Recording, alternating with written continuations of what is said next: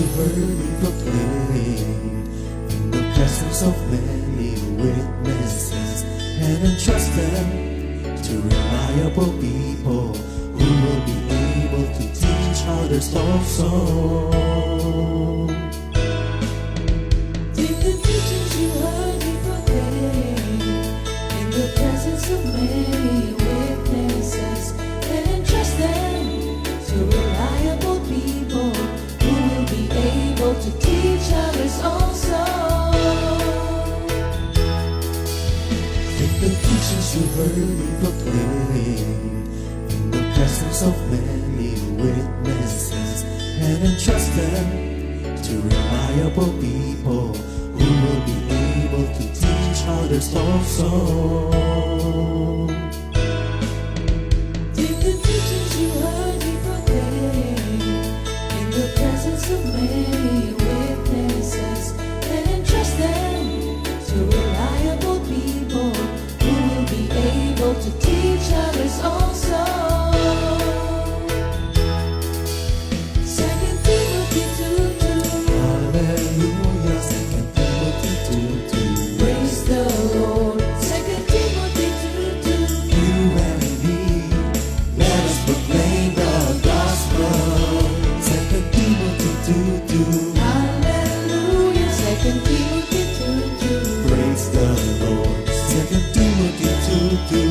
You and me, Let us proclaim the gospel of Jesus Christ. Take the teachings you heard me proclaim in the presence of many witnesses, and entrust them to reliable people who will be able to teach others also. take the teachings you heard me proclaim in the presence of many witnesses, and entrust them to reliable people who will be able to teach others also. 2 Timothy 2:2. Hallelujah, 2 Timothy 2:2. Praise the Lord. 2 Timothy 2:2. You and me, let us proclaim the gospel. 2 Timothy 2:2. Hallelujah. 2 Timothy 2:2. Praise the Lord. 2 Timothy 2:2. You and me, Let us proclaim the gospel of Jesus Christ. The harvest is plenty, but the workers are few. And as for me and my house, we will serve the Lord. We will serve the Lord.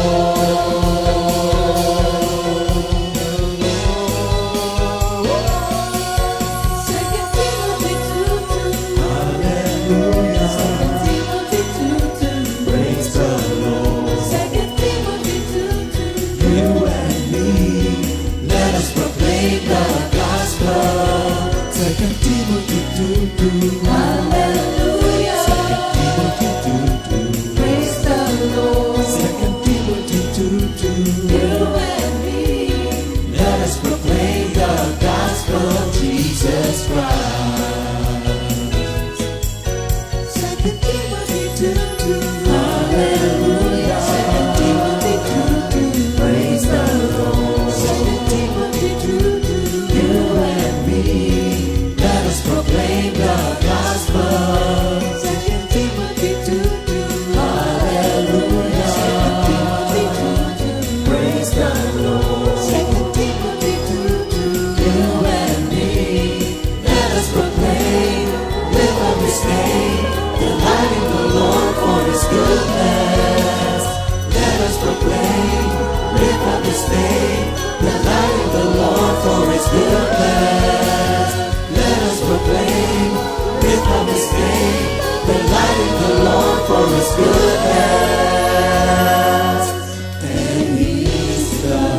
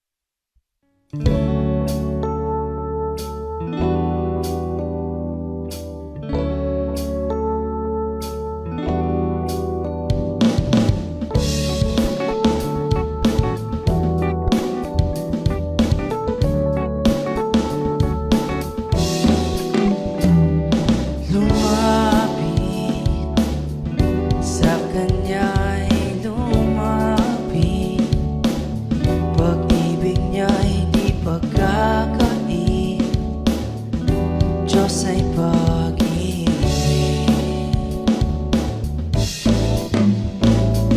Lumapit sa Kanya'y lumapit. Pag-ibig niya di pagkakait. Diyos ay pag-ibig. Problema mo'y ialay, sarili kalimutan. Huwag ka magduda, manalig ka sa Kanya. Lumapit sa Kanya'y lumapit. Pag-ibig niya di pagkakait. Diyos ay pag-ibig.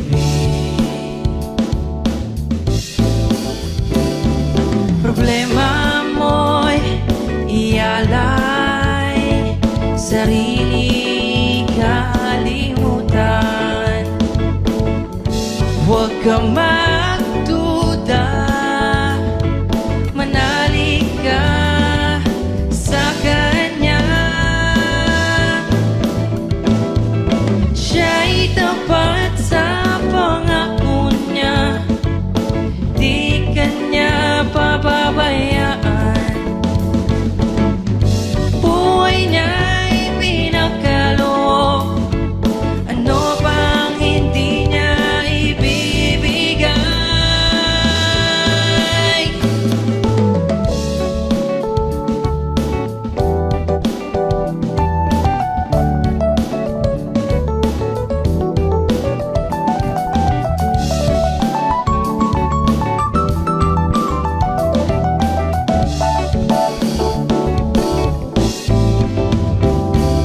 Problema mo'y ialay, sarili kalimutan.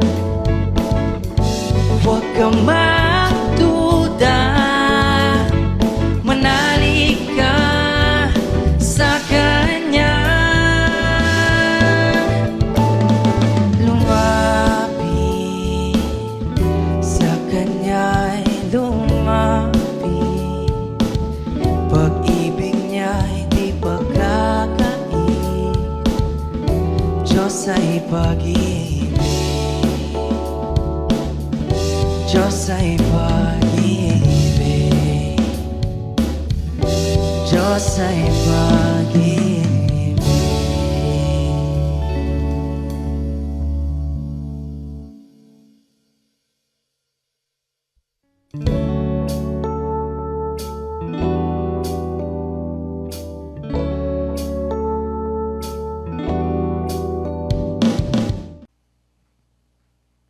Good morning, Jesus! Welcome to Awit ng Pag-ibig, CSM Edition.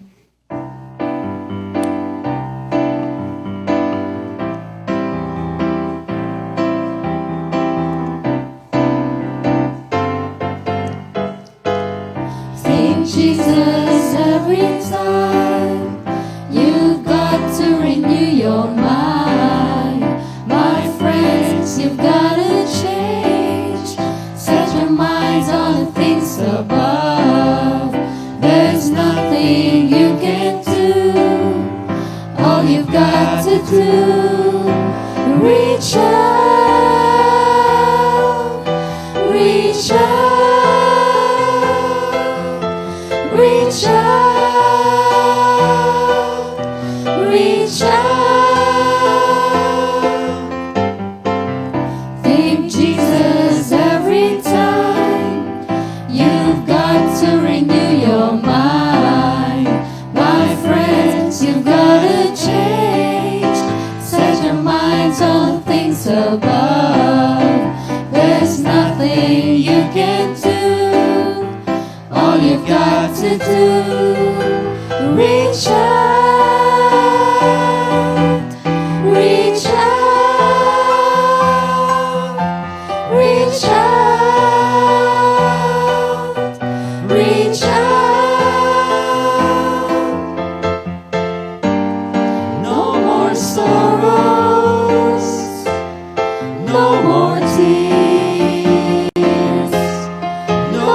injustice.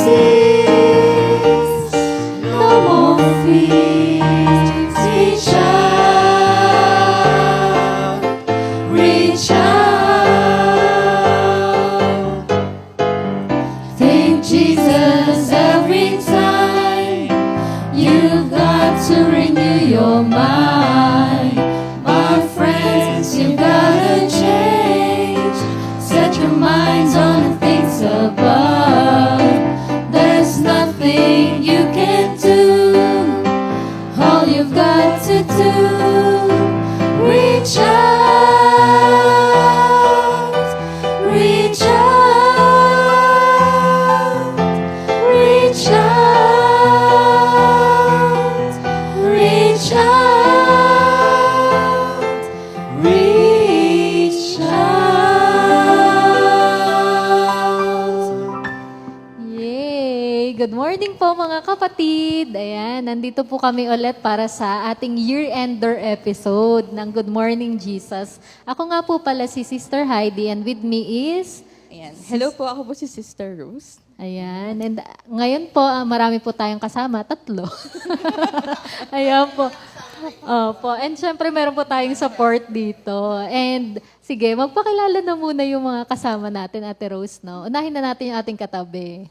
Hello Ayan. po. So ako po si Brother BJ, anak po nila Sister Joseph at saka Brother Briggs po from Marikina. Ayan, hello po. Ako po si Sister Maggie Pangilinan, anak po ni Brother Arnold at Sister Lisa Pangilinan. Yeah, good morning po. Ako po si Sister Clarice Rabang from Lower South po. Ayan, thank you, Lord. So, si Sister Klang, first time mo ba sa GMJ? Apo. Ayan. So, Welcome. ay, debut niya ngayon. Ayan. Thank you, Lord. Oo, last episode ng GMJ for 2024, pero debut niya. So, ibig sabihin 2025, more to come. Si Lord po Amen. bahala. Amen. Ayun po. So, for this episode po, ang topic po natin is how is your spiritual status? Ayan. So, yung main verse po natin is taken from 3 John verse 2.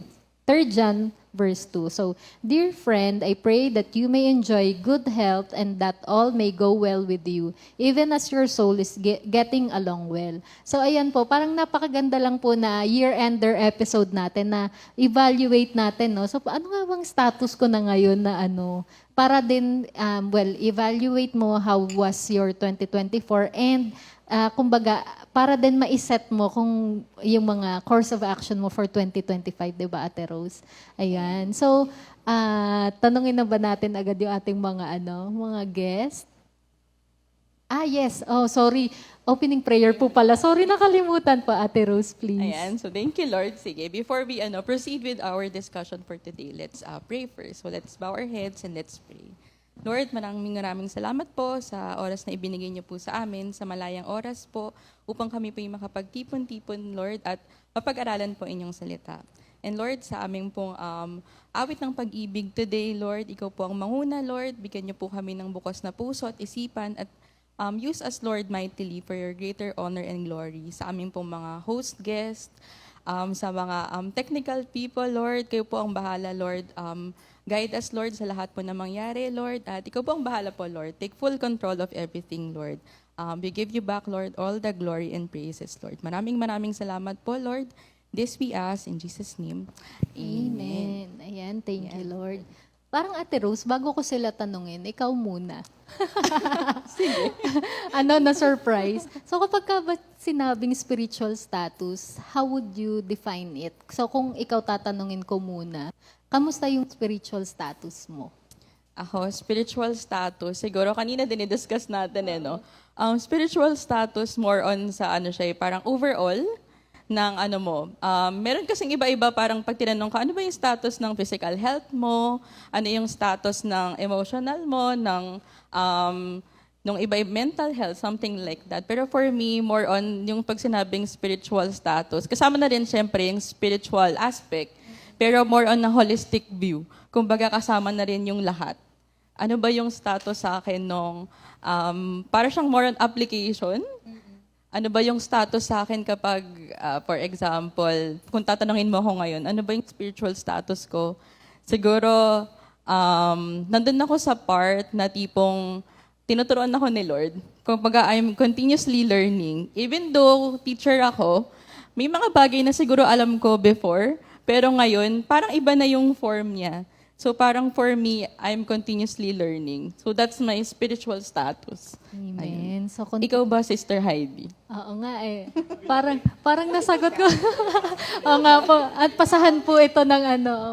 Kung ako naman, spiritual status, yun nga, parang ako kasi talagang, sabi ko nga kung i-rate ko yung status ko ngayon, siguro 1 to 10, 10 being the highest. Feeling ko nasa 6 lang ako eh.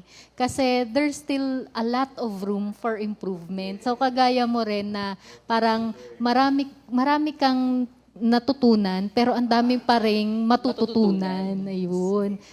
Yun po. So, dahil dyan, ibato naman natin sa iba yung bola, no? Pasahan ito. Sige, sa likuran na muna. Kay Sister Klang. Sister Klang, ikaw, kamusta naman yung 2024 mo? Kung kaya ba siyang i-describe in one word or one phrase? Kamusta yung 2024?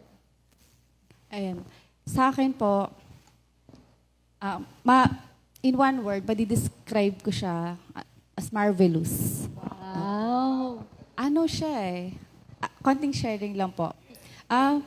Nung binigay po yung topic na to, nag-search ako, nag-search ako, tapos dami ko naisip, ang daming naisip na word, ang daming pumasok na words. Tapos, hanggang sa, ako sa word na grateful, kasi ang dami pa nangyari sa buong 2024. Nag-start siya ng, hindi, nakakakaba, hindi siya talaga, parang medyo tagilid yung first quarter, tapos habang papunta siya dun sa end quarter ng 2024, pataas po yung yung level niya. Tapos ayun nga po, grateful po, pero nung tinignan ko po siya, sa Tagalog, nagpapasalamat o kumikilala ng utang na loob. Tapos sabi ko, Lord, parang kulang pa. Tapos dinagmuni-muni ako. Lahat na nangyari, lahat ng hindi maganda at saka maganda po. Tapos ang pumasok sa isip ko, wonderful. Tapos sa search ko ulit, si wonderful. Sa Tagalog, si wonderful, kakangahanga, katakataka po. Tapos, yung isang synonym po ng wonderful is marvelous po. Nung tinignan ko yung marvelous, kagilagilalas, at saka kamangha-mangha po.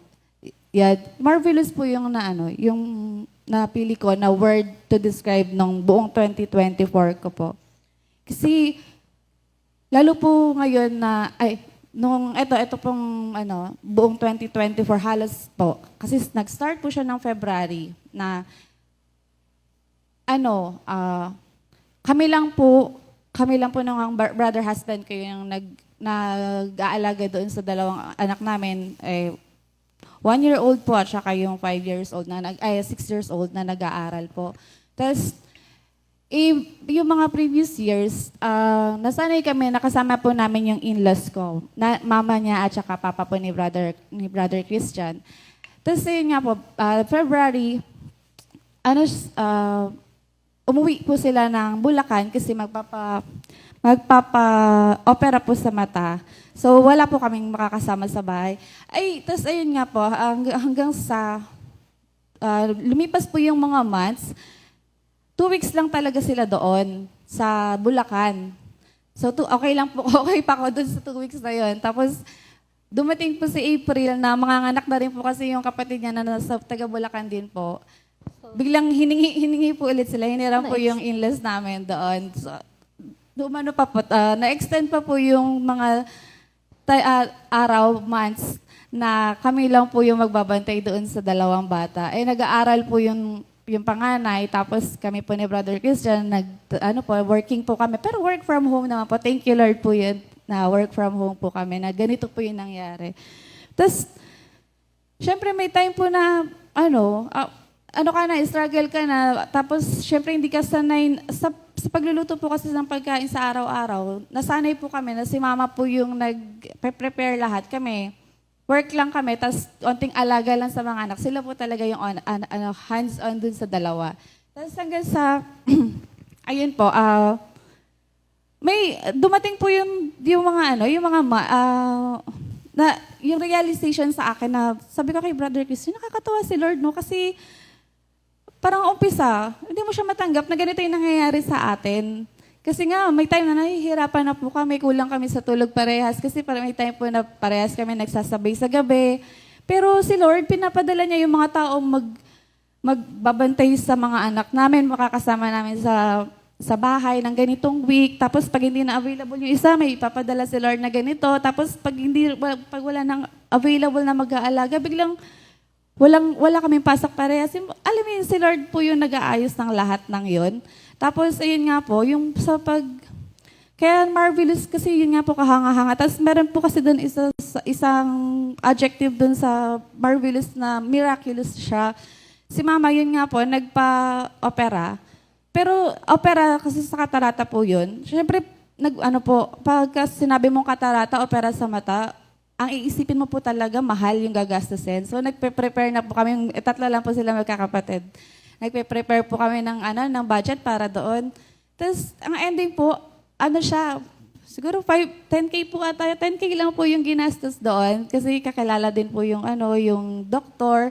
Tapos yun nga po, 10K. Tapos maayos po yung operasyon ni Mama. Hindi po katulad nung unang sa mata niya na, parang error yung nangyari. Basta ang dami po ng struggle ni Mama dun sa unang opera niya. Tapos, yun nga po, dito sa sa 2024 po na to, yung sa lola ko po, kay Lola Aning, na nahulog po sa hagdan. Nahulog po sa hagdan, tapos nabali po yung na-dislocate po yung buto. Sobrang, po yun, masakit po talaga sa amin yan, na ganun po yung nangyari sa kanya. Tapos, ayun nga po, nakakatawa po yun. Isa po yun doon sa miracle talaga doon na sa marvelous po na yun na si Lord, yung kumilos sa lahat po ng yun, parang kung ikaw iisipin mo kung paano, yung kwento nila na kung paano siya nahulog, tapos ayun nga po, parang ikaw may isip mo, yun lang yung kahit sabihin mo na dislocate yun lang yung natamo niya. Walang ibang major na na injuries kay Lola. Tapos ayun nga po sa pagpapagamot niya, doon po sa nilipatan po nilang ospital sa orthopedics po. Wala po talaga siyang binayaran. Sa po yun, sa pag-senior po ata, wala po talaga siyang bayad. Tapos yung pabalik-balik po nila ng doon, ang dami pong x-ray na ginawa sa kanya, ang dami pong procedures, tapos yun nga po, sinementohan pa yung niya, yung braso niya, wala po talagang binayaran kahit doon. Samantalang nung first po na unang hospital na pinagdalhan sa kanila, ilang x-ray lang po, ilang oras lang po sila dun sa emergency room, umabot po ng 30 ata, di ko po sure kung gano'n. Pero yun nga po, ganun kalaki yung ginastos nila doon. Tapos, ayun, thank you Lord, kasi po, hanggang sa matapos po yung gamutan niya, natanggal na rin po yung sa semento, wala pong na binayaran, wala pong ginastos si Lola. Si Lord nagpa-provide po ng papunta nila, pabalik-balik dun sa Quezon City pa po kasi yun. Thank you Lord, kasi po, ayun, sa buong 2024 po, kahit na ang dami-dami pong mga nangyari na hindi maganda, si Lord po ang nag-provide, si Lord ang nag-ingat sa amin, siya nag-provide sa amin, tumulong sa amin doon sa bahay na wala po. Hanggang ngayon, rin po talaga, wala pa rin po talaga kami kasama. Tapos thank you Lord po kasi yun nga po ngayon, sabi ko kay Brother Christian, try kaya natin magsabay sa panggabi na tayong dalawa. Kasi nahihirapan din po kasi ako, lalo po kasi ako shifting ako sa trabaho.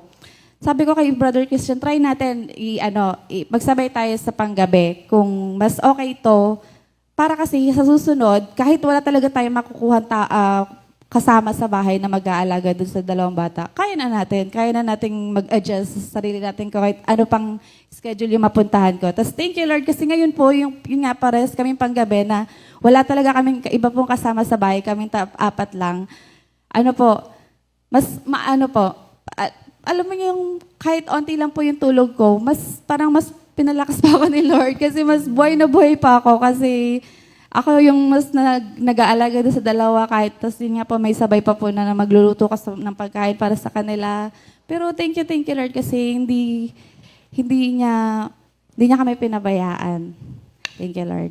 Amen. So talagang no, marvelous. So yung sharing ni Sister Klang, no, parang nung una, ang dating nung wala silang kasama na makakatulong nila sa family nila para mag-alaga ng mga bata is a challenge, no? Obstacle kasi wala kayong tulog, pareho kayong nagtatrabaho, tapos kailangan pumasok nung inaanak natin.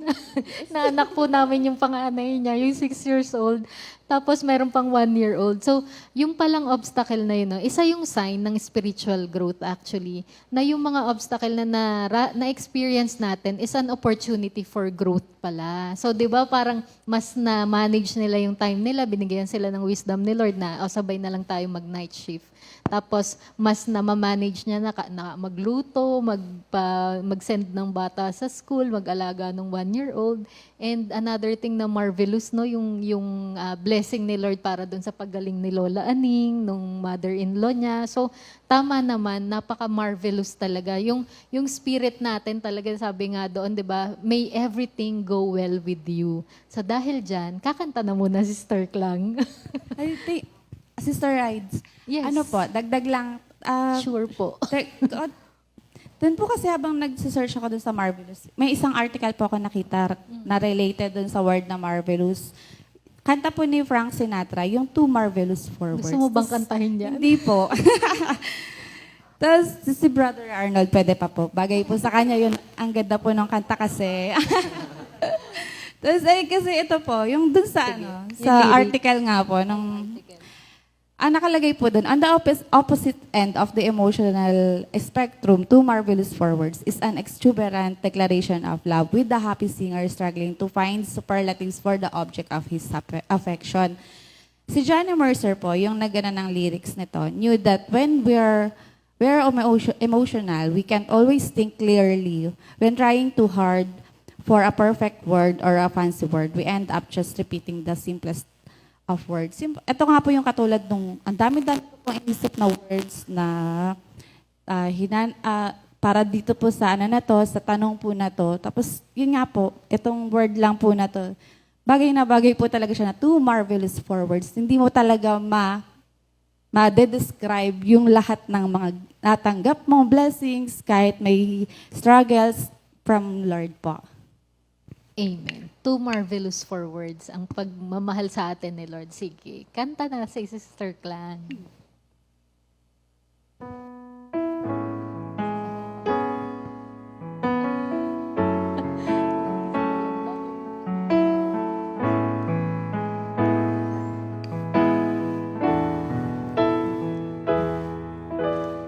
Lord, I need you in my life.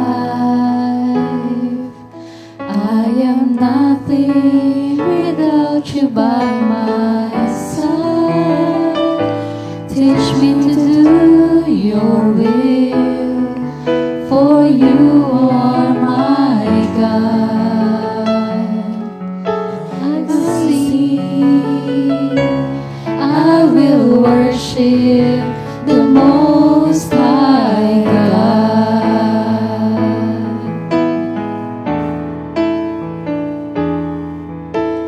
Lord, I need you in my life. I am nothing without you by my side. Teach me to do your will, for you are my God. I will sing, I will worship the Most High God.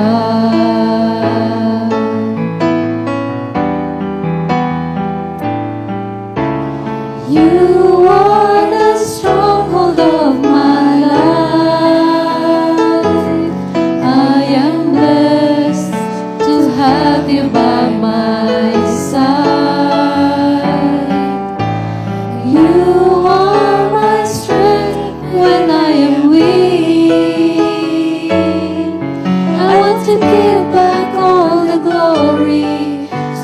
Lord Jesus.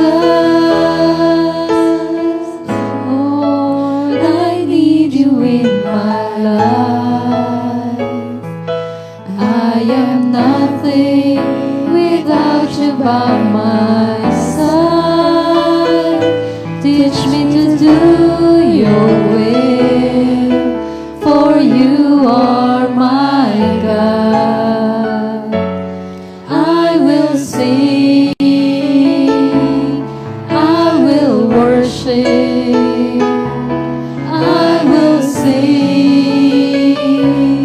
I will worship, I will sing, I will worship the Most High God.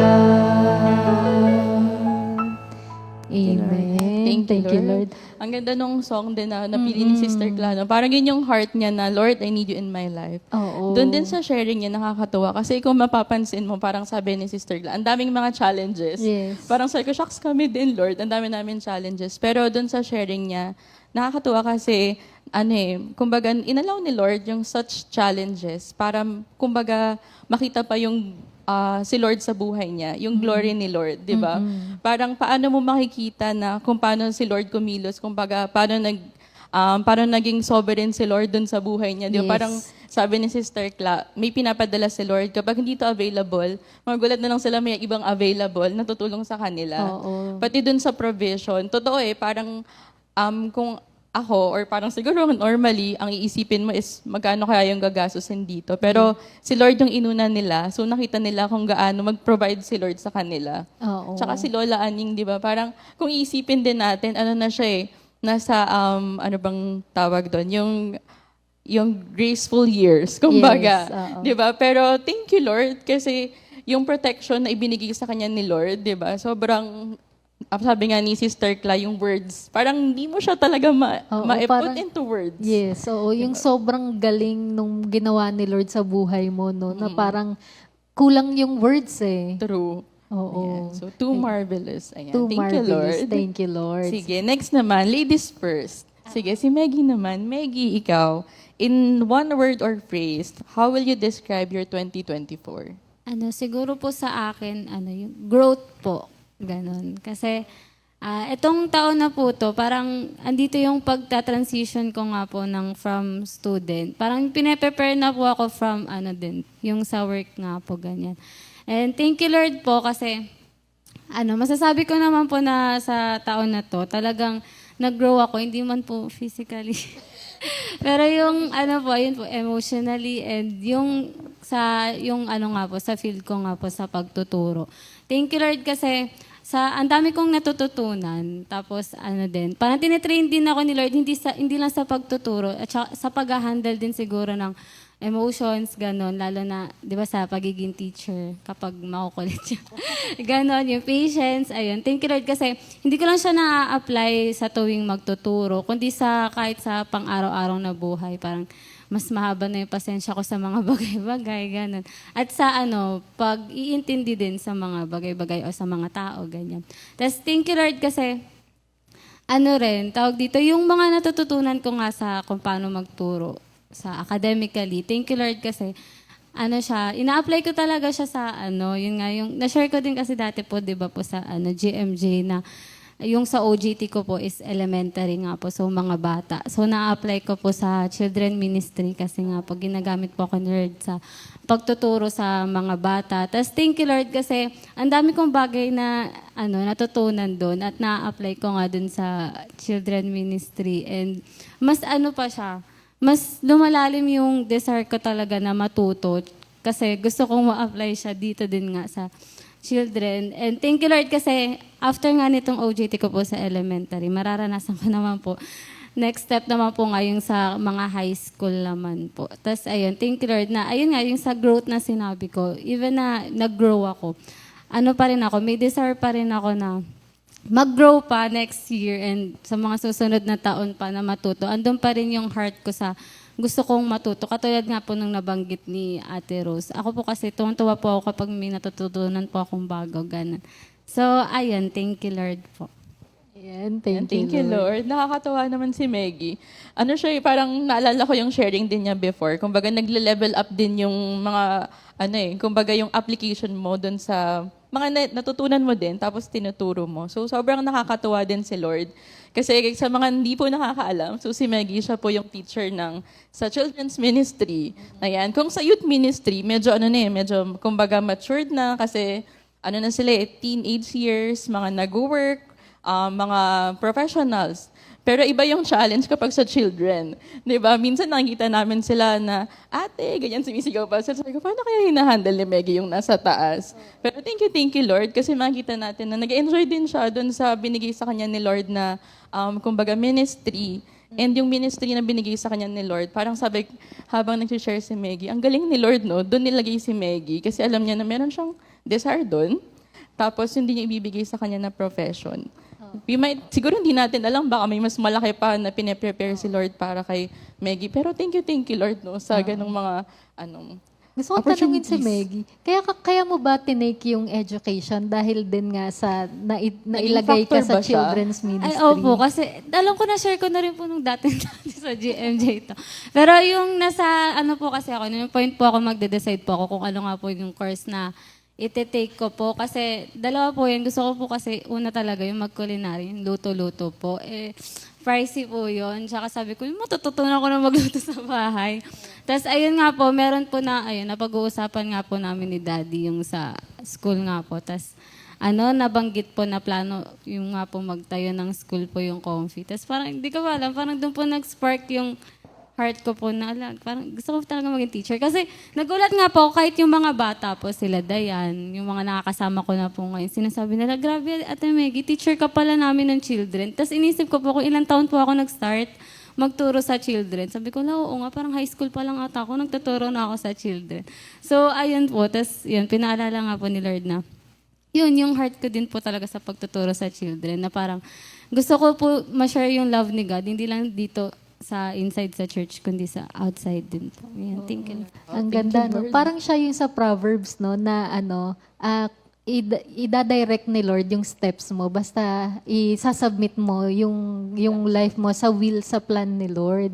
So, yung pala yung bigger plan, sinabi niya na rin, nanggaling sa bibig niya, itatayo yung school ng Comfy. So, doon ka magiging teacher. Amen? Claim na natin yan. Ayan. So, si Brother BJ naman. Brother BJ, kamusta yung 2024? Siguro po para sa akin, i-describe ko siya in 2 words na grace at saka hope. Kasi for me personally, up and down yung 2024 ko in a sense na, kasi ako second year ko ngayon. Then parang pag talagang buhay college, I think na-mention ko na to before na talagang hirap ako mag-adjust dati. Pero, nung early months talaga ng college, actually, early months nung this year is, pa namin yun, second semester. So, around that time, parang medyo confused pa ako and talagang, freestyle ko lang siya kasi sabi ko, hindi ko talaga alam kung anong gusto ko sa college or parang hindi ko talaga alam kung ano ba yung purpose ko or kung siguro in terms of academics, nahihirapan ako eh. And then parang talagang all throughout the year, nagpipray ako palagi. Kaya sabi ko talaga, it's being grateful. Kasi all this whole year kasi, pinagpipray ko talaga, ang dami ko pinagpipray kay Lord na mga heart's desires ko. Like, for example, sa mga test or sa mga subjects or parang yung love of learning talaga, talaga siya, pinagpipray ko siya whole year. And talagang thankful ako kasi may mga times din na nagpipray ako kay Lord ng development in a sense na sa time management and then on how I look into things or how I look into certain subjects or ganun man or siguro in life in general. And talagang grateful ako kasi naging busy ako this first semester ng second year ko kasi parang I got that feeling na nababombard ako ng mga task, ng mga bagong roles, responsibilities. Kasi this second year, sabi ko sa sarili ko, gusto ko talagang mag-develop pa into another person. I just don't want na dun lang ako sa ACADS. Parang gusto kong alamin yung purpose ko sa paghahanap ng orgs, pagkakaroon ng mas maraming college friends, and just trying out new things in general. And I think na yung workload ko, I think na-mention ko to kay Sister Meredith dati, na yung workload ko, yung sobrang kabisihan ko, I feel like that's for me an answered prayer. Kasi kahit busy ako, I can feel in myself talaga na ito yung way na gusto kong ihubog ni Lord. And I guess I'm grateful kasi palagi ako nire-remind ni Lord na pag hindi ko na kaya or at certain times na sobrang overconfident ko on the things I do, nire-remind niya ako na sa Kanya pa rin ako dapat umasa. Kasi it's always funny na siguro yung pinaka-memorable sa akin nung first year ko, I was so confident in one of my chemistry subjects. And then nung paglabas ng test, sabi ko, bakit ang dami kong mali? Tapos parang for me, doon ko na-realize na I think masyado ako nagde-delve into myself. And reminder nga sa akin palagi ni Papa, yung favorite niya na verse na iasa mo lahat kay Lord, yung knowledge mo, yung wisdom. I forgot kung anong Proverbs, pero Proverbs yun eh, na do not, wag kang umasa, do not lean on your understanding, but lean on the Lord. So ano siya, talagang sobrang grateful ko this whole year kasi ano siya, parang siguro for me, developmental arc talaga siya. Kasi even though, oo nga, mahirap siya and nakakasympathize ako with my friends at saka sa mga ka-batchmates ko. Kasi super hirap talaga and a lot of us, actually marami talaga sa amin na nahihirapan na sila right now and I could really feel na lahat kami walang tulog, minsan sobrang pagod, minsan talagang sabog na kami or talagang alam mo yung feeling of despair and that unmotivationness. Kasi ang course ko kasi is BS Chem and Material Science Engineering. So ano siya, double course and medyo madugo kasi science siya. So, ayun, talagang, I thank the Lord talaga ng sobra. Kasi, even if mahirap siya, talagang, feeling ko hinubog ako ni Lord for this particular course and for this particular purpose. Kasi, even if mahirap siya, nai-enjoy ko siya and parang my heart, nandoon yung heart ko eh. Parang, kahit na buljakan ako ng sobrang daming task or buljakan ako ng sobrang daming bagong hindi ko alam or buljakan ako ng times na alam mo yung mawawasak na lang yung self-confidence ko. Kasi parang sabihin ko, wait lang, ba't di ko to alam? Or parang sabihin ko, ang hirap, hindi ko kaya. Talagang nandiyan pa rin yung passion of learning and sa parang passion for the thing itself that I want to be in the future. So, talagang, thank you Lord talaga. And syempre, thank you Lord sa lahat ng blessings. And then, sa family, syempre, support system with my friends and my other loved ones. Talagang, hindi ko man tinahak yung pinakamadaling bagay for me. Pero alam ko na nandiyan si Lord para i-guide ako and i-support ako. And I think kaya napaka-grateful ko talaga this year kasi I am aware na hindi talaga ako spiritually mature kahit na lumaki ako sa family na very Christian. I feel like na oo, alam ko to, pero hindi pa siya talagang fully na sa puso ko. And I feel guilty for that. And ngayon, sa tingin ko itong college talaga is a way for me to develop. And ayun, kaya ko rin nasabi na hopeful siya kasi I'm just in the middle of my college life and malapit na rin yung career life ko kasi second year na ako agad. So parang lahat ng mga tao na sinasabi ko na second year na ako na nagugulat sila kasi ang bilis na panahon. Dati high school lang ako, dati elementary lang ako. And ngayon, second year na ako and then by next year, third year, fourth year. So parang ang lapit na konti-konti na lang eh. So talagang hopeful ako kasi alam ko na and I pray na magkaroon pa ng more development galing kay Lord and talagang guidance talaga kasi it's very important lalo na ngayon as I get nearer dun sa gusto kong career, may question mark na ako ngayon na ano ba yung dapat ko tahakin? Like, should I go to business? Should I go ba sa academe? Or should I go sa, what you call this? Yung mga,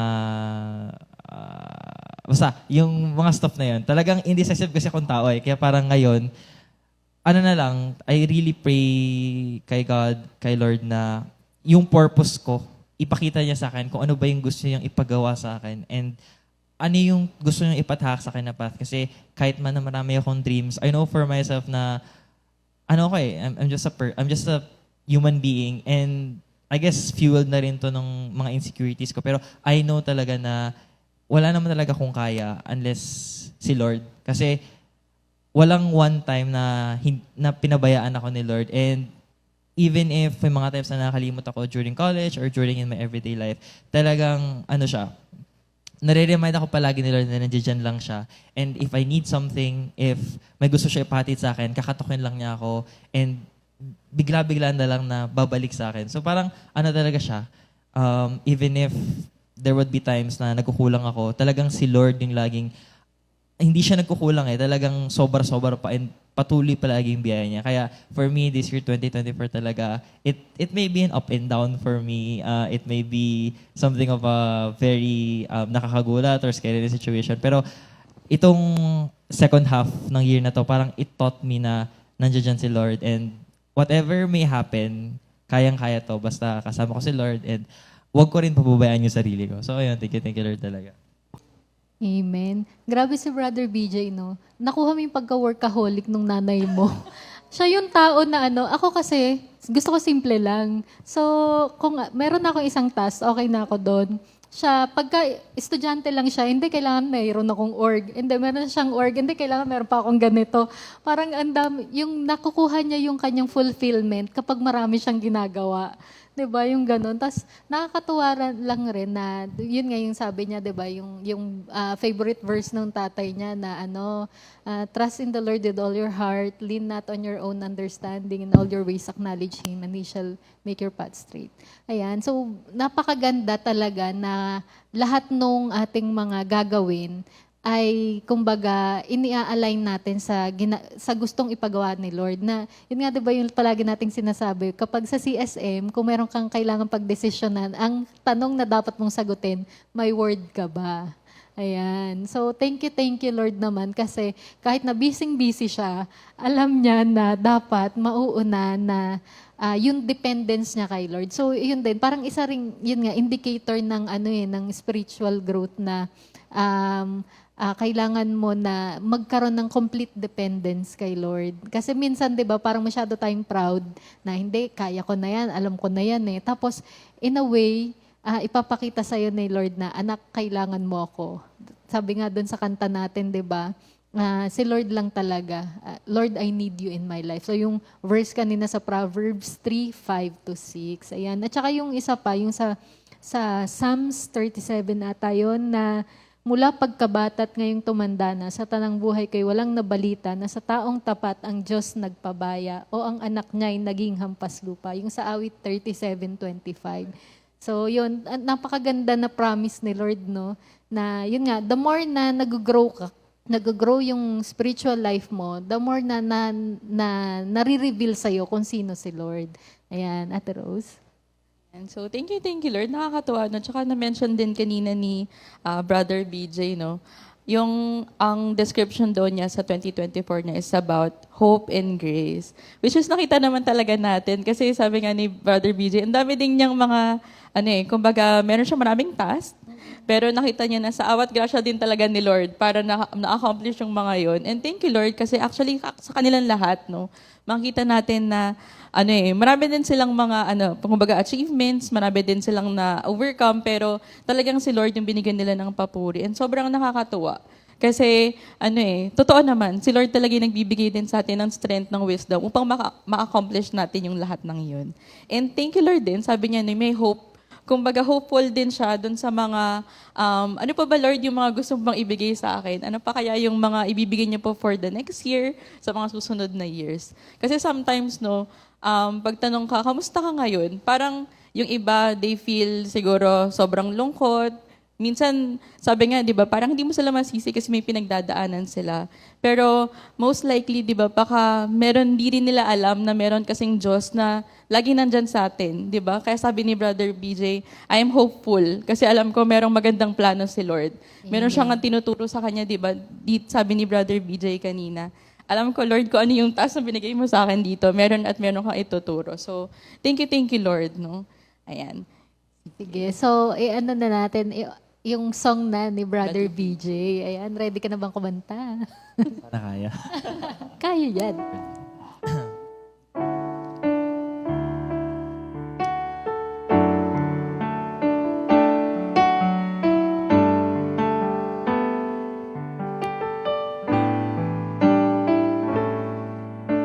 Create in me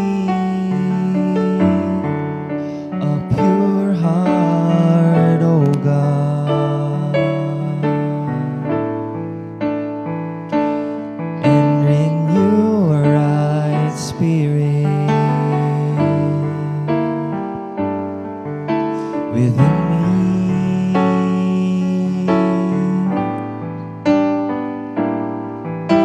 Create in me a pure heart, oh God, and renew a right spirit within me.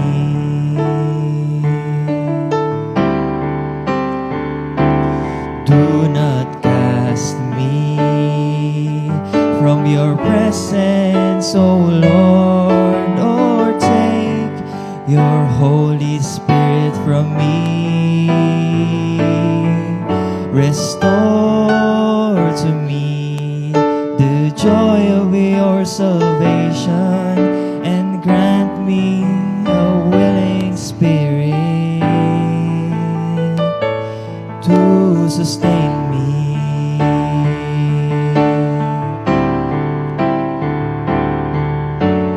Holy, holy, holy is the Lord who was and who is and is to come. Holy, holy, holy is the Lord who was and who is and is to come. Holy, holy, holy is the Lord who was and who is and is to come. Holy, holy is the Lord. Wow, amen, no? Lord. Ang ganda nung kanta. Parang isa yan sa mga katulong sa atin para mag-mature, no? To create in us a pure spirit na yung heart na, yung pure spirit and yung heart na malapit kay Lord, hindi lalayo kay Lord. Ayan. Thank you, Lord. And dahil dyan, ito yung mga tao na malapit ang puso rin kay Lord, ang ating mga celebrants for today.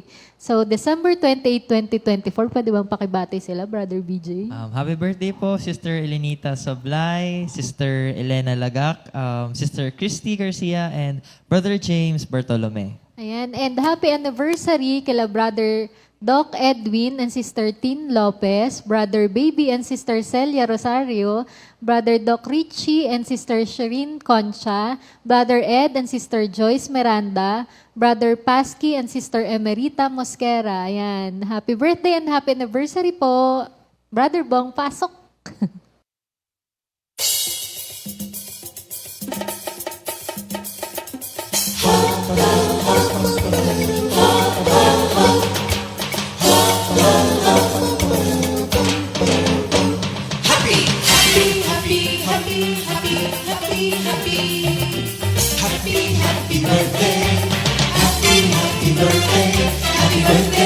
Happy birthday to you.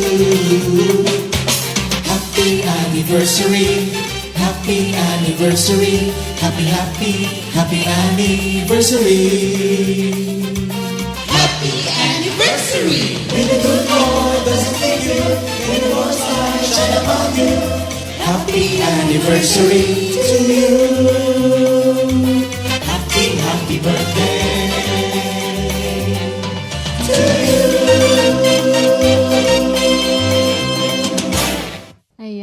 happy anniversary and happy birthday po mga kapatid. Enjoy your day. Ayan, thank you, Lord. So kanina, no, na we have discussed, ano ba yung, kumusta yung status ng 2024 nila? So ang ganda nung, ano din natin ngayon, session, kasi di ba, parang pa-close na rin yung year, and it's one of the, siguro, isa sa mga season kung kailan tayo nag-a-assess. Di ba? Ina-assess natin, kumusta kaya yung nangyari? Ano kaya yung mga bagay din na kailangan kong i-improve? Mga bagay na, kumbaga sabi nga nila, mga praise items, mga prayer items mo pa. So, ngayon naman, no, tingnan naman natin, ano pa kaya yung mga bagay na siguro tinuturo sa atin ni Lord towards 2025 naman? Sabi nga, in 2025, how do you think you can become an improved vessel of God's grace and love? So more on, kayo ba, kung tatanungin namin, how, dun sa mga naganap sa inyo in 2024, ano kaya yung tinuturo din sa inyo ni Lord na kailangan sigurong i-improve? Or parang ano pa, to continue or improve? Ayan. Siguro tanungin natin Sino? si Sister Maggie muna. Sige. Ayan. So, Sige how po. can you be a better vessel? Oo. Ayan. Siguro po, para sa akin po, dahil, naman po, masasabi ko naman po na active po ako na tawag po dito sa service ni Lord po.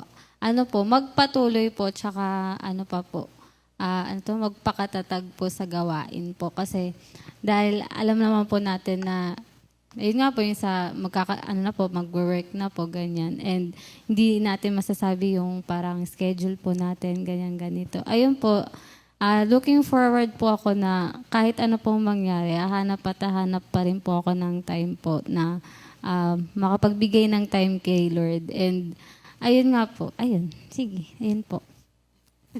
Oo, no.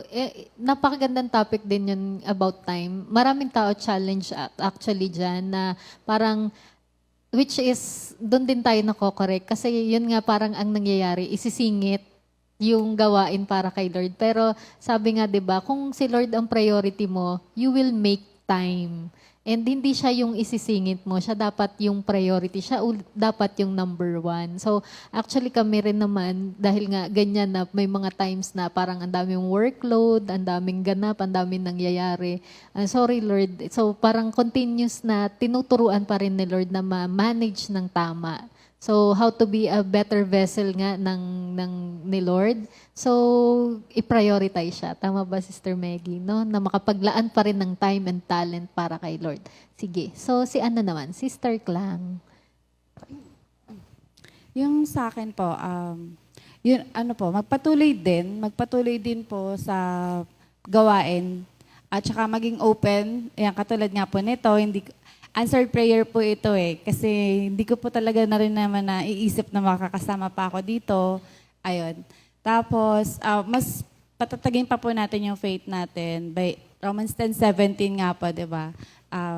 Faith comes by hearing and hearing by the word of God. Tapos, at saka isa pa po, yung dito po sa 2 Corinthians 4:7 po, ngunit kaming pinagkalooban ng kayamanang espiritual na ito ay hamak na sisidlan lamang tulad ng mga palayok upang ipakilalang ang dakilang kapangyarihang ito ay sa Diyos at hindi sa amin. Tapos, isa pa po, yung matagal na rin naman na pong tinuturo sa atin ito, yung pagiging Christ-like po. Yan. Yung sa Philippians 2:7-8 po,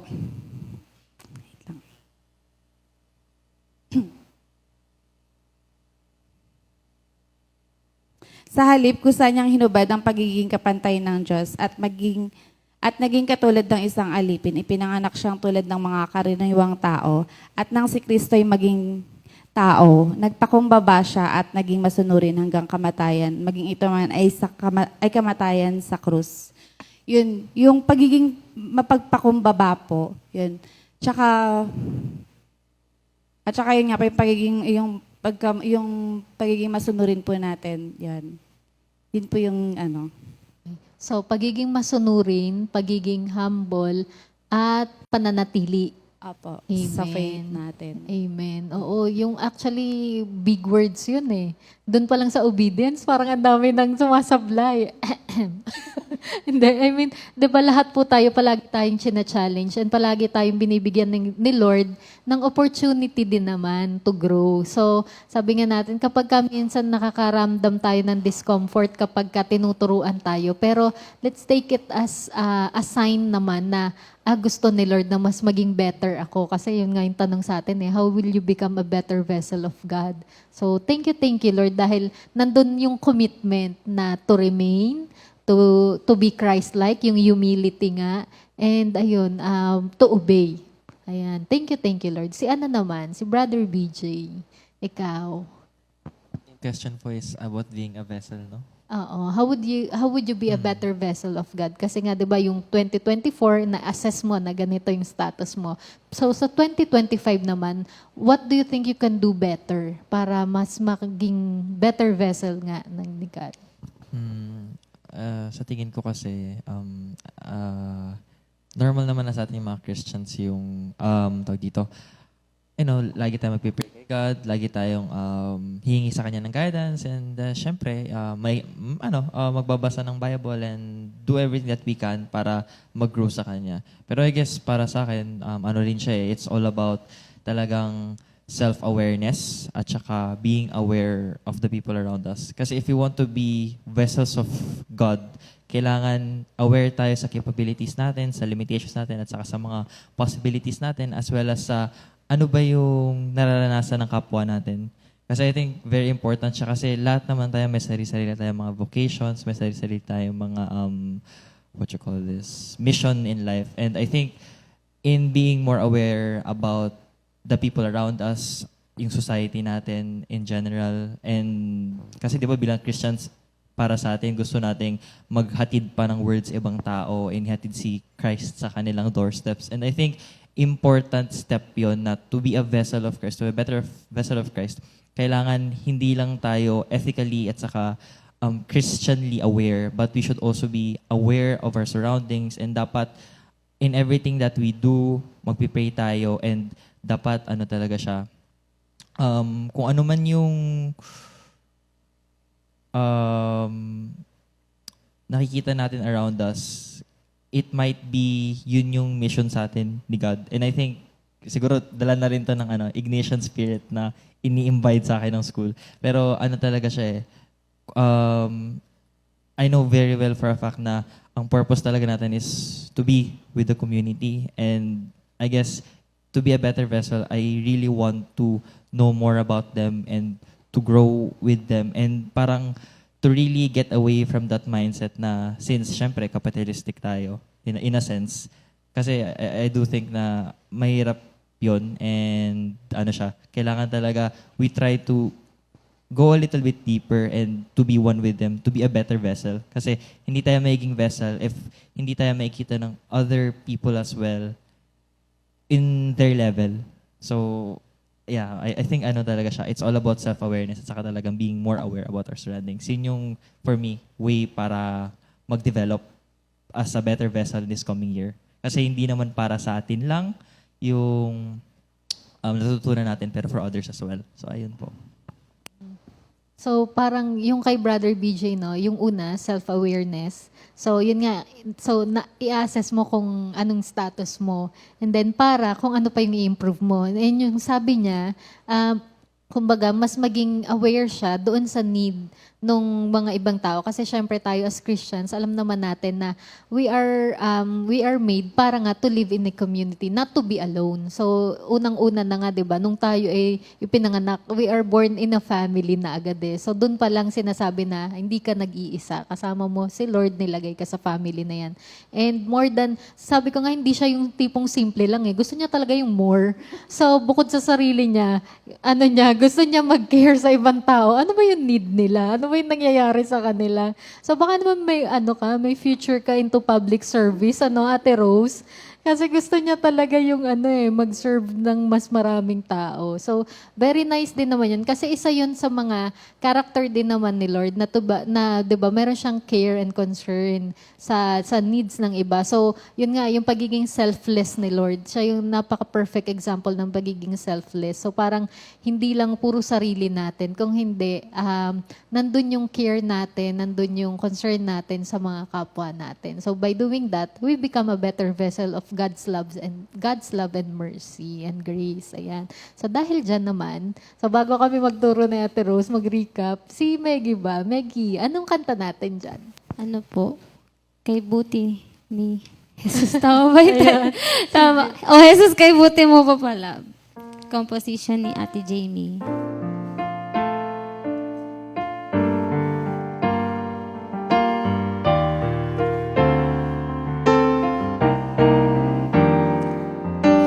Buhay kong ito, aking gugunitain ang ginawa mo para sa akin. Wala na akong hahanapin pa, pagkat sa'yo natagpuan ang tunay na ligaya.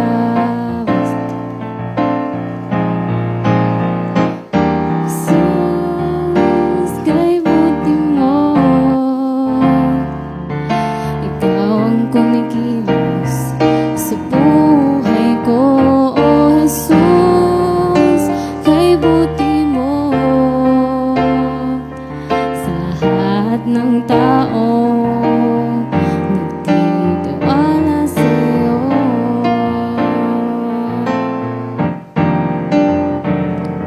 Sa buhay kong ito, aking gugunitain mga salita mo, nagpapalakas sa'kin. Wala na akong hahanapin pa, pagkat sa'yo natagpuan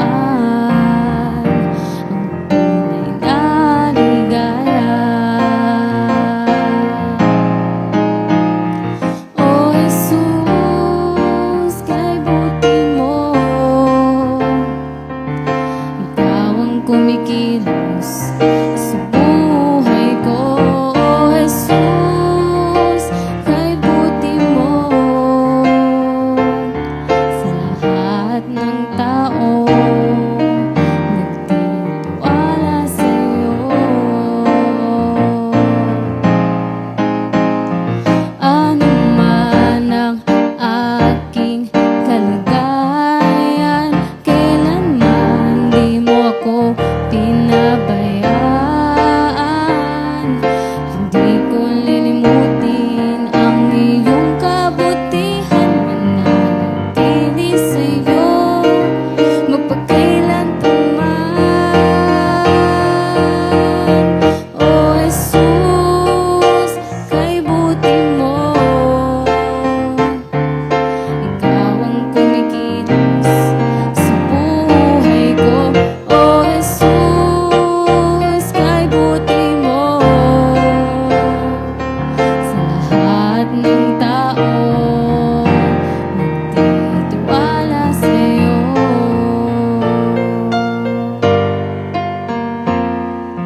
Sa lahat ng tao nagtitiwala sa'yo.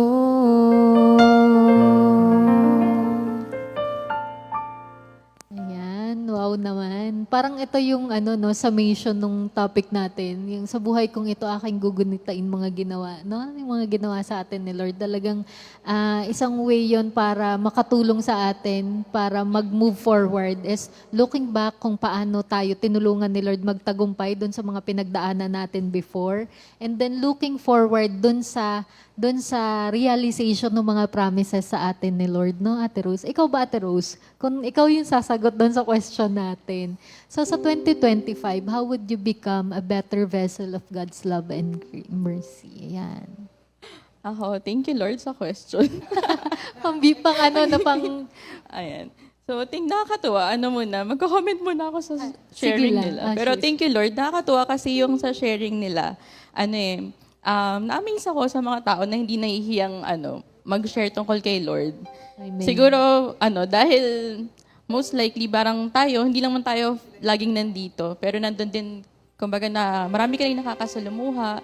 And thank you, Lord, kasi may mga ganang opportunities din binibigay si Lord na para mag-share din tayo. It's an opportunity, parang magandang opportunity siya and a privilege. So, nakita ko dun sa Matthew 16:26, it says, "For what profit is it to a man if he gains the whole world and loses his soul? And what will a man give in exchange for his soul?" Diba? So parang ang ganda kasi dito, diba sa atin, ina-assess natin ngayon kamusta na nga ba ako, yung status ko ngayon. Sobrang nakakatuwa kasi we can really parang share kung ano man yung mga material blessings, ganyan, and bigay naman yun ni Lord.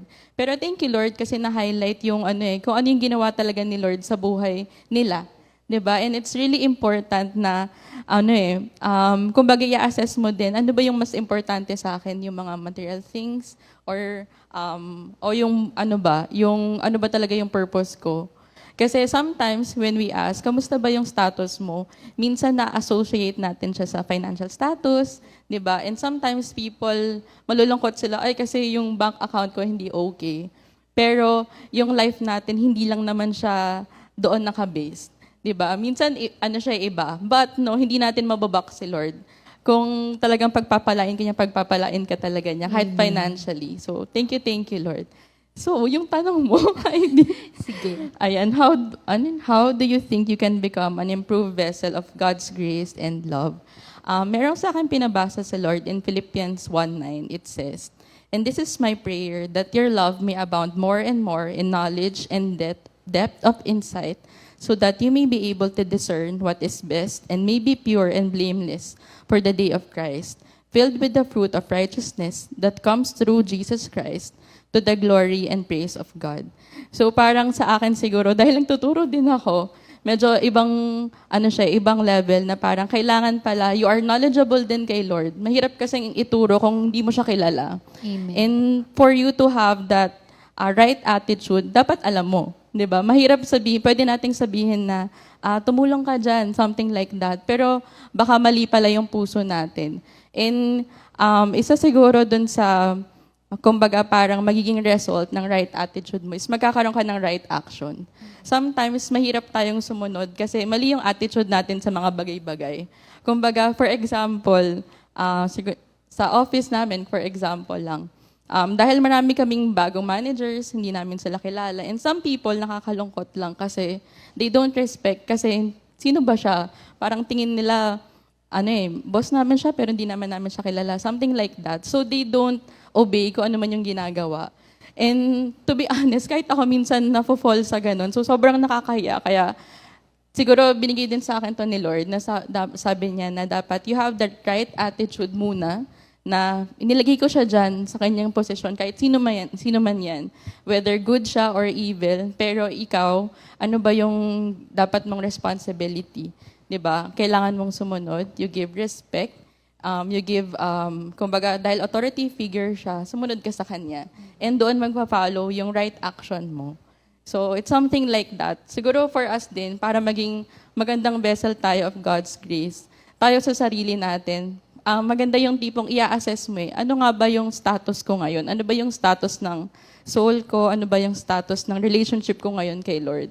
Kasi baka pala, akala natin sobrang okay. Kasi parang uma-attend naman ako or hindi. Uma-attend naman ako. Lagi naman ako nandito. Pero baka pala lang siya, more on facade lang. So may babasahin din ako isang verse. Wait lang. From Mark 12. Wait lang. Mark sa big. Ayan. So in Mark 11 verse 12, sabi dito, the next day, as they were leaving Bethany, Jesus was hungry. Seeing in the distance a fig tree in leaf, he went to find out if it had any fruit. When he reached it, he found nothing but leaves, because it was not the season for figs. Then he said to the tree, "May no one ever eat fruit from you again." And his disciples heard him say it. So parang nung nabasa ko siya, parang parang medyo negative siya in a way. Pero nung pinaaral din siya sa akin ni Lord, yung fig tree, meron pala siyang symbolic meaning. Kumbaga, ginagamit siya for traditions, for church, ano bang tawag? Church activities in our word ngayon. Parang siyang ginagamit sa church activities. Pero sinabi ni Lord doon, sabi naman doon sa verse, yung fig tree niya, hindi pa niya season, sabi dito, when he reached it, he found nothing but leaves because it was not the season for figs. Pero kung iisipin mo, di ba, parang, Lord, bakit mo naman siya kinurse? Sabi nga dito sa verse, hindi pa naman niya in season. Pero if you will remember in Psalm 1, di ba, blessed is the man who, basahin natin in buo. Wait. Kumbaga, ayan. Wait. Psalm 1. Ayan. Ayan. In Psalm 1, sabi dito, ayan. So, blessed is the one who does not walk in step with the wicked, or stand in the way that sinners take, or sit in the company of mockers, but whose delight is in the law of the Lord, and who meditates on his law day and night.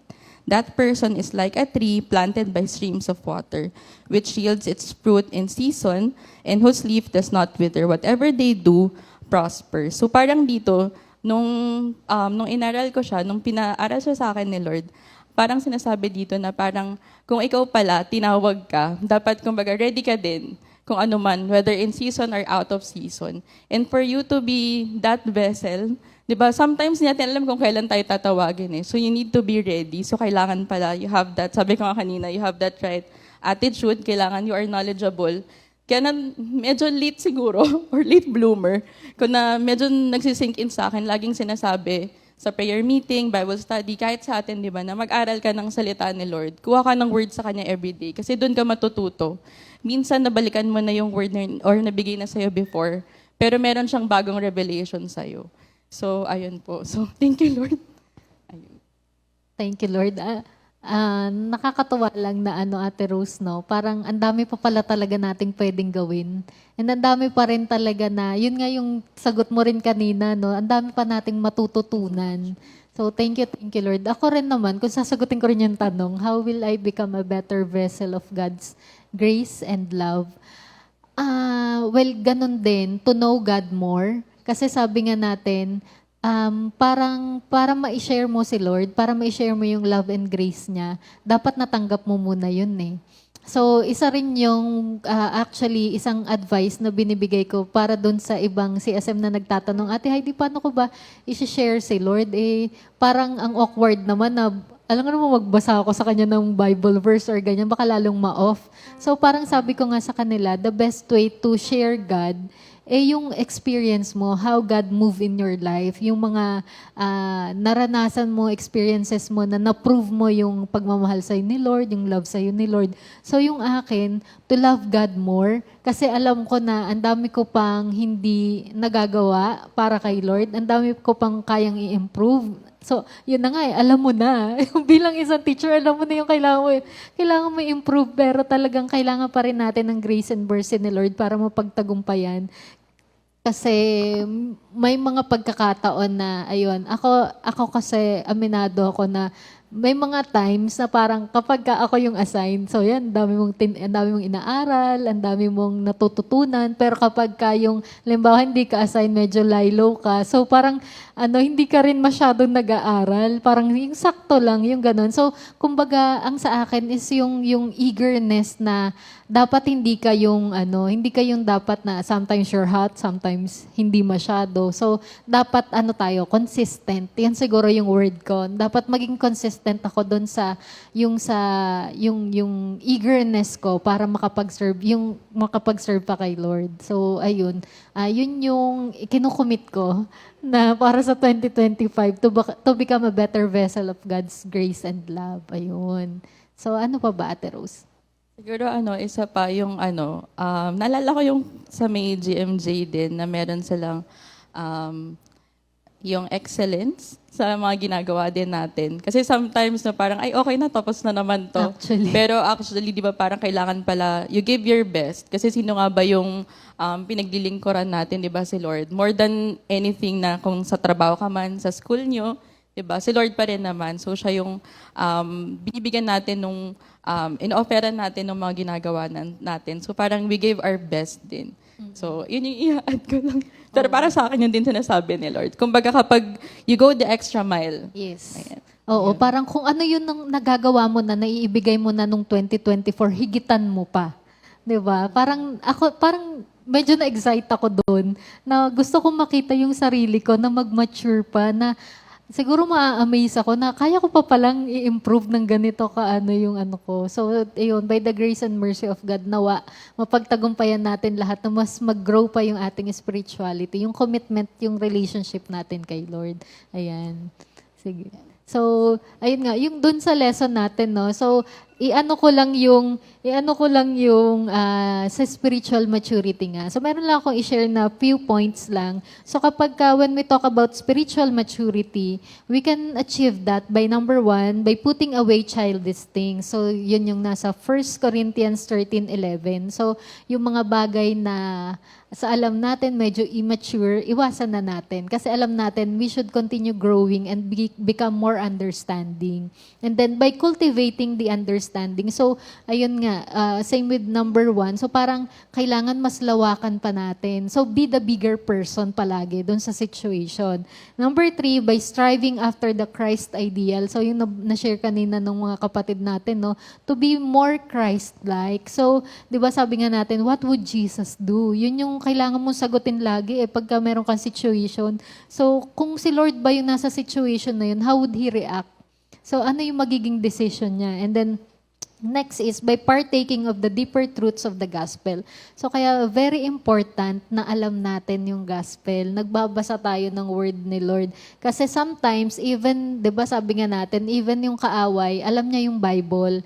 And kaya niyang i-twist yun to deceive us. So, dapat alam natin yung deep truths of the gospel. And then next is by overcoming temptation. So ito yung last na parang Lord, talagang kung ano man yung mga temptation that we fall short palagi nating hingiin yung grace and mercy ni Lord, no? Na parang kapag alam natin na mahina tayo dito sa isang bagay natin, there is someone who is bigger than dun sa temptation. There is someone who is bigger than dun sa weakness natin. Na, di ba? Palagi nga natin sinasabi, mas malaki sa'yo si Lord. So, kailangan nating mas maging bold, mas maging firm dun sa stand natin. And that's how, yun yung few points natin to grow na mas maging mature yung ating relationship, yung spirituality natin. Ayun. Thank you, Lord. Ate Rose. Okay na.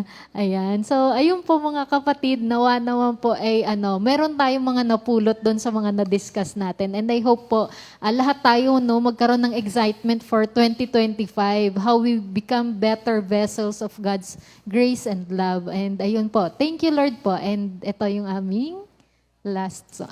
Closing prayer muna. Closing prayer muna? Sige. So let's bow our heads and let's pray. Lord, maraming salamat po sa binigyan niyo po sa amin ngayong pagkakataon, Lord, upang maging testimonies po ng inyong grace, love, Lord. Maraming salamat po. And Lord, we thank you, Lord, sa 2024 na ibinigay niyo sa amin, Lord. Thank you, Lord, for all the opportunities, Lord.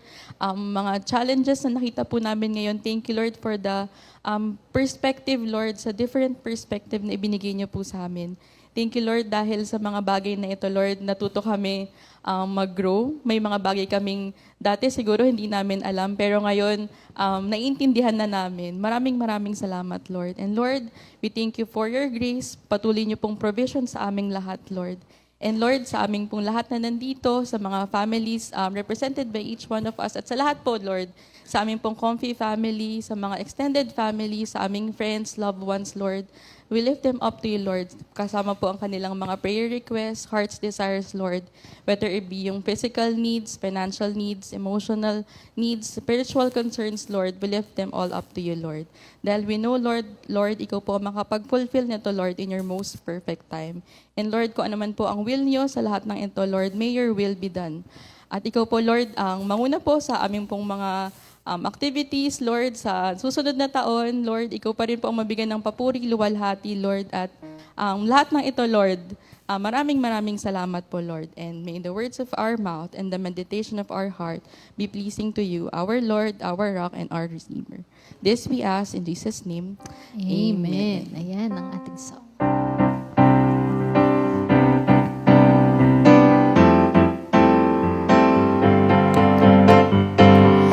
Change my morning into dancing. You change my sadness and make me glad.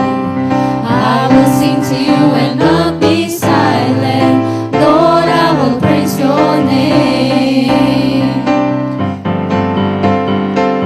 Sing praises to the Lord, you who belong to Him. His anger lasts for a moment, but His faithfulness will last for all time. I will sing praises to our God. I will give you the highest praise. Oh Lord my God, you are worthy to be praised. Lord, you're an awesome God. Change my morning Into dancing, you change my sadness and make me glad. I will sing to you and not be silent. Lord, I will praise your name.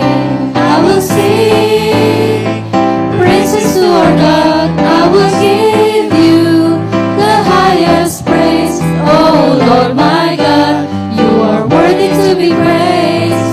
Lord, you're an awesome God.